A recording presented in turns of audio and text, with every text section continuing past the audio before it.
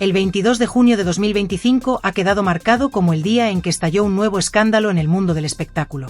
Una auténtica bomba informativa ha sacudido a los medios nacionales.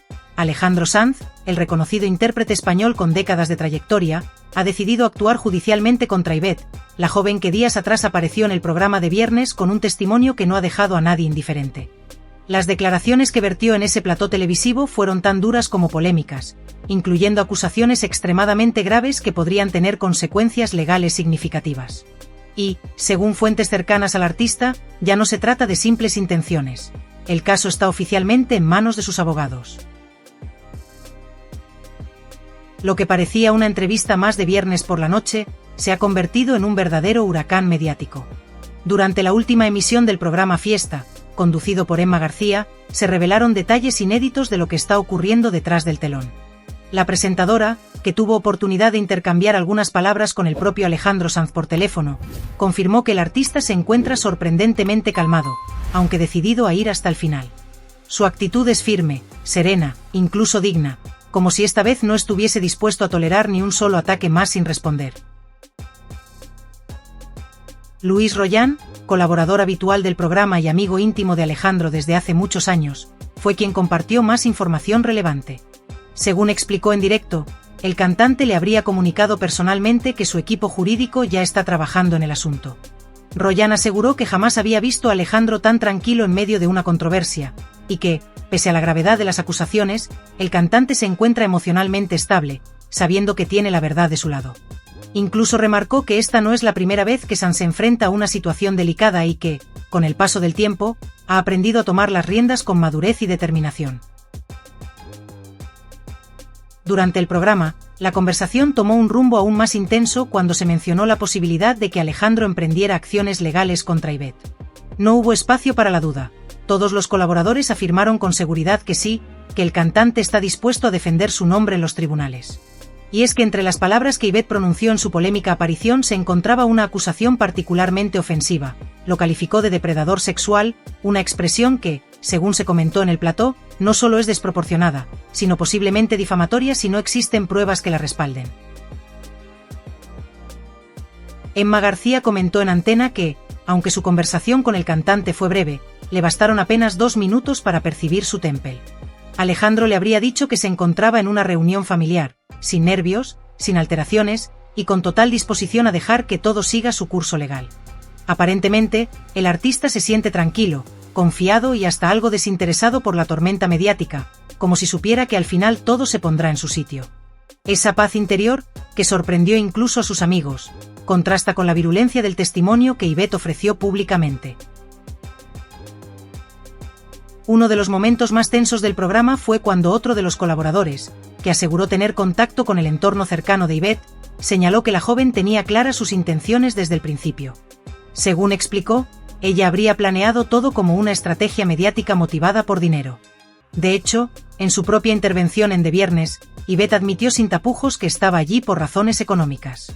Lo dijo de forma directa, casi con frialdad, añadiendo luego que no solo era por dinero, sino por algo más, lo cual encendió todas las alarmas entre los tertulianos y el público.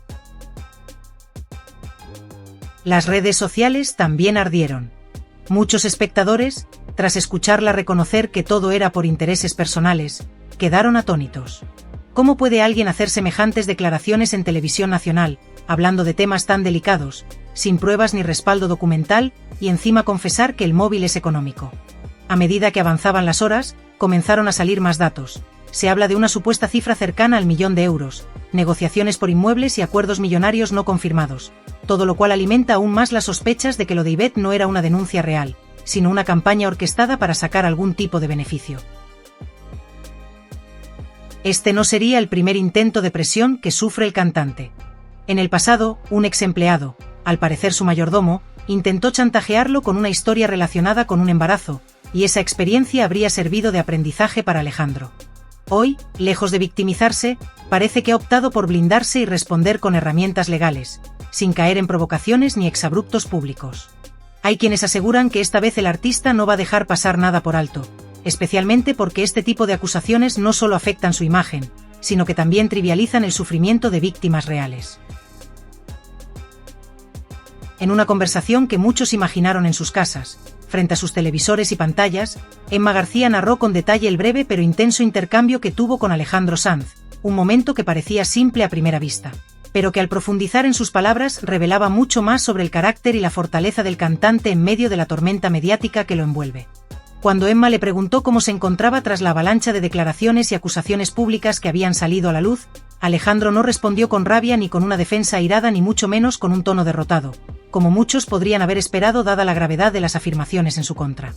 En lugar de eso, respondió sin rencor, con una calma casi desconcertante, como si ya hubiera asumido que hay personas que, en su desesperación por ganar notoriedad o minutos de fama, son capaces de lanzar cualquier tipo de acusaciones sin importar la verdad ni las consecuencias. Esa naturalidad con la que pronunció sus palabras: «Estoy bien. Tranquilo. La demanda va para adelante», dejó claro que lejos de estar abatido, Alejandro se encontraba en un estado de aceptación profunda, un punto en el que el vendaval de ataques y rumores no era suficiente para quebrantar su paz interior ni su confianza en que la justicia y la verdad prevalecerían. Esta serenidad, relatada por Emma, contrastaba notablemente con la indignación que su entorno más cercano había expresado en privado, quienes no podían comprender cómo alguien, amparado por una corriente en las redes sociales y ciertos sectores del público, se sentía en la libertad de lanzar afirmaciones tan devastadoras y contundentes sin aportar ninguna prueba que la sustentara. Esa sensación de impunidad, de que una persona puede destruir la reputación y la vida de otra con simples palabras, era lo que más escandalizaba y dolía a quienes conocen a Alejandro de cerca y saben de su trayectoria, tanto humana como profesional. A medida que el programa continuaba su desarrollo, sumando análisis y opiniones, se fueron incorporando testimonios de personas que pertenecían al entorno de Ivette, la joven protagonista indirecta del conflicto. Según comentó uno de los tertulianos, existía la certeza, basada en fuentes cercanas, de que Ivette se había sentido protegida y respaldada por un fuerte apoyo en redes sociales que la hacía sentirse impune y blindada frente a cualquier posible consecuencia. Esa ola digital, poderosa y efímera, la cual muchas veces se activa sin verificar la veracidad de los hechos y que puede llegar a ser implacable, le habría dado la confianza suficiente para lanzarse contra la reputación de Alejandro sin medir el daño ni la responsabilidad que conlleva hacerlo. Se creía, en esencia, invulnerable, protegida por esa masa anónima que aplaude sin cuestionar y que, en ocasiones, se vuelve un arma de doble filo al amplificar discursos sin fundamento. Sin embargo, lo que Ivette no había previsto era la respuesta firme, clara y estratégica que recibiría por parte de Alejandro. No se quedó callado ni permitió que el silencio fuera interpretado como un signo de debilidad. Su reacción no fue un comunicado genérico ni una defensa superficial, sino una acción legal contundente, un mensaje inequívoco de que no iba a permitir que se mancillara su nombre sin dar batalla. Para cerrar el debate y dar una dimensión aún más profunda al momento, uno de los colaboradores evocó una estrofa de una canción de Alejandro Sanz que ahora parecía adquirir una carga simbólica innegable y potente. La frase, «Vale, a lo mejor me lo merezco, bueno, pero mi voz no te la vendo, puerta», que en su momento pudo haber pasado desapercibida como parte de la lírica cotidiana del artista, adquiría ahora un nuevo significado, reflejando con exactitud el estado emocional y la posición ética en la que se encontraba el cantante ante esta situación. No está dispuesto a vender su verdad, su historia ni su dignidad a cambio de nada, y esa frase se convertía en un símbolo de resistencia frente a quienes intentaban manipular o destruir su imagen. Además, otra línea de su repertorio resonaba con la misma fuerza: «Léeme los labios, yo no estoy en venta». Esa declaración, sencilla pero rotunda, funcionaba como un escudo invisible que defendía no solo su integridad como artista, sino también como persona que se niega a ser utilizada o vilipendiada sin fundamentos. En definitiva, Alejandro Sanz ha respondido a esta crisis no solo con serenidad y legalidad, sino también con la convicción firme de que su voz y su verdad no se negocian ni se venden, enviando un mensaje claro a quienes intentaron dañarlo y a quienes lo apoyan: que su paz interior y su reputación son inquebrantables y que no cederá ante ningún intento de manipulación burda o ataque infundado. El viernes pasado, Beth decidió compartir públicamente su versión de los hechos, una experiencia que ella misma narró de una forma que, para muchos, resultaba completamente innecesaria. Antes de entrar en detalles sobre lo que sucedió, conviene ofrecer un poco de contexto para entender mejor la situación que se desarrolló en el vídeo. Como es habitual en mis publicaciones de los viernes, apliqué un filtro especial a las imágenes para suavizar el tono visual, ya que las escenas grabadas ese día exigían cierto tratamiento por la naturaleza delicada de lo que se estaba contando. Lo que allí se manifestó fue algo que, desde un punto de vista ético y moral, Rebasó todos los límites que uno podría esperar, o al menos esos límites que yo considero imprescindibles en cualquier tipo de relación humana. Al comenzar la relación íntima entre ellos, Beth se percató de que la persona que había idealizado y en quien había depositado toda su admiración no coincidía con la realidad. El Alejandro que ella había concebido en su mente, ese Alejandro que parecía casi un modelo perfecto, una figura casi mítica que uno podría imaginar como el príncipe azul o un héroe de cuento, no era en absoluto el Alejandro real que tenía delante. Esa idealización, ese espejismo romántico que había construido, se desvaneció al enfrentarse con la persona normal y corriente que realmente era. A partir de ese momento, se generó todo el conflicto que terminó convirtiéndose en un escándalo mediático, y es importante destacar que no solo estuvo motivado por una decepción emocional, sino también por un evidente interés económico. Beth misma reconoció que una parte fundamental de su implicación en esta historia tenía que ver con el dinero, y no intentó ocultarlo cuando se le preguntó directamente. La dimensión económica fue un factor determinante en todo lo que siguió, y eso queda claro en cada uno de sus movimientos y declaraciones. Resulta curioso preguntarse quién estuvo detrás, asesorándola o empujándola a sacar a la luz esta polémica. Me imagino a su representante, o algún miembro de su equipo, planificando estratégicamente cada paso, incluso en un camerino, preparando el terreno para que ella declarase sin tapujos que su motivación principal era económica. Mientras tanto, Alejandro, la otra parte involucrada, negó haberle ofrecido dinero directamente. Según lo que se sabe, las cifras mencionadas fueron aproximaciones discutidas entre ellos en algún momento, simples cantidades apuntadas en un documento que servía para reflejar una posible inversión, pero no una oferta formal. En ningún caso hablamos de 1 millón de euros, sino de cantidades mucho más moderadas que ambos conocían previamente. Lo que desconcierta es por qué Beth aceptó este dinero justo en este momento tan complicado. Podría interpretarse que Alejandro intentaba disculparse o reconocer ciertos errores cometidos en su trato hacia ella durante la relación, quizás como una forma de reparar daños o cerrar ese capítulo incómodo. Según me contaron, hubo momentos tensos, como una tarde en la piscina de su casa, que evidenciaban que las cosas no estaban en su mejor momento, aunque los detalles específicos prefiero no ahondar en ellos. Quiero que prestéis atención a lo que dijo una persona cercana a Alejandro, alguien con acceso directo a la verdad del asunto.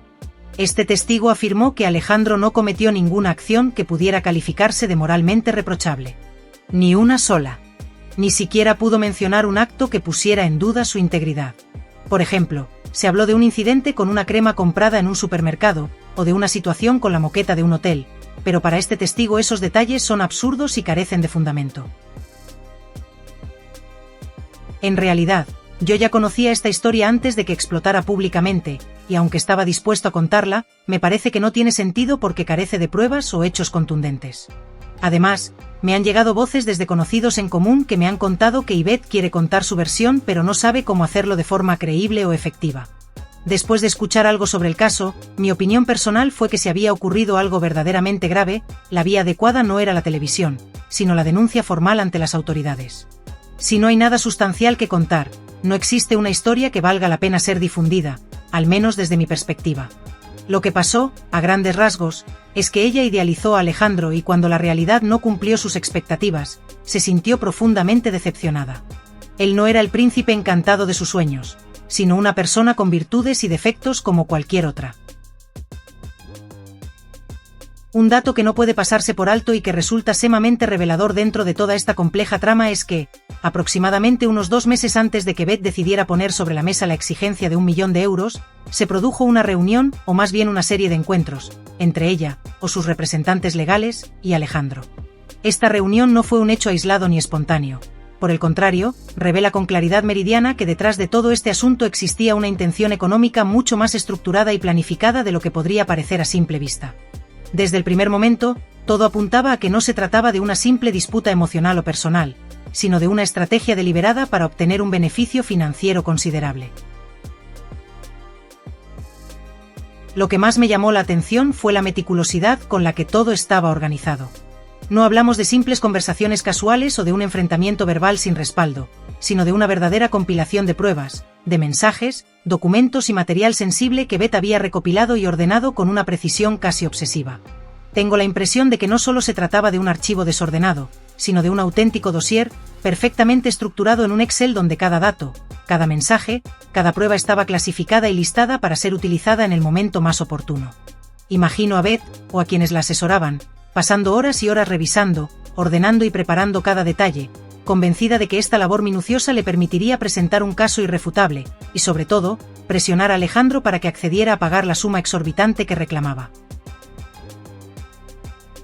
Esta impresión de una operación fríamente calculada, casi maquinal, me lleva a pensar que estábamos ante un guión diseñado más para la televisión o para un espectáculo público que para resolver un conflicto privado de manera justa o sincera. Honestamente, si tuviera que elegir una de las situaciones más ridículas y bochornosas que hemos visto transmitidas en televisión en lo que va del año, esta sin duda ocuparía un lugar destacado. Y eso que la competencia ha sido dura, con otras historias igualmente escandalosas que han captado la atención del público. Pero la diferencia aquí radica en la planificación y en el montaje. Beth no dejó nada al azar, llevaba todo perfectamente calculado, con las pruebas en la mano, lista para actuar en el escenario mediático y mostrar ante la opinión pública una imagen de ella misma que, aunque en apariencia vulnerable y emocionalmente desgastada, respondía en realidad a una estrategia clara y precisa para obtener un beneficio tangible. En otra conversación que tuve con Luis Pliego, el director que estuvo presente y cercano a algunos detalles del asunto, le manifesté mi desconcierto respecto a la verdadera razón detrás de la rabia y el enfado que Beth mostraba hacia Alejandro. Luis coincidió conmigo en que, más allá del evidente componente económico, había un factor emocional que no podía ignorarse. La explicación que nos parecía más plausible es que Beth había construido en su mente un futuro idealizado junto a Alejandro. Un futuro en el que él no solo era su pareja, sino alguien que compartiría sueños y proyectos, alguien con quien se casaría, con quien planificaría una vida en común, y además alguien que aportaría una estabilidad económica suficiente como para invertir en los negocios familiares que ella había imaginado como parte de ese futuro prometedor. Todo esto, claro está, quedó en el terreno de lo soñado, porque en la realidad, como ocurre con miles de relaciones anónimas en cualquier parte del mundo, esa conexión tan fuerte y esperanzadora no prosperó. Beth y Alejandro sí se habían conectado a nivel físico, y probablemente también a nivel mental en ciertos momentos, pero esa relación no tuvo la solidez ni la consistencia necesarias para perdurar. La realidad terminó por imponerse, y con ella llegaron la frustración, el desengaño y, finalmente, la obsesión de Beth por esa ruptura que no pudo superar. Y fue precisamente esa mezcla de emociones encontradas la que, en mi opinión, la llevó a sacar a la luz esta supuesta gran historia. Una historia que ella esperaba que tuviera un impacto significativo, no solo en términos de atención pública, sino también en un sentido práctico, económico y personal. Desde mi punto de vista, todo esto más que una búsqueda de justicia o de verdad, se parece a un intento de aprovecharse de la situación, de sacar partido de un momento de debilidad y convertirlo en una oportunidad para obtener un beneficio que, quizás, de otro modo no habría logrado. Aunque no pretendo afirmar que esta es la única interpretación válida, y siempre estoy abierto a que pueda estar equivocado, esta es la impresión que me ha quedado tras analizar todo el contexto y escuchar a las personas implicadas. Por ahora, dejo estas reflexiones aquí, aunque me gustaría mucho conocer qué pensáis vosotros al respecto, si veis este caso desde otra perspectiva, o si habéis detectado otros detalles que podrían aportar una luz diferente sobre esta historia tan compleja y cargada de matices.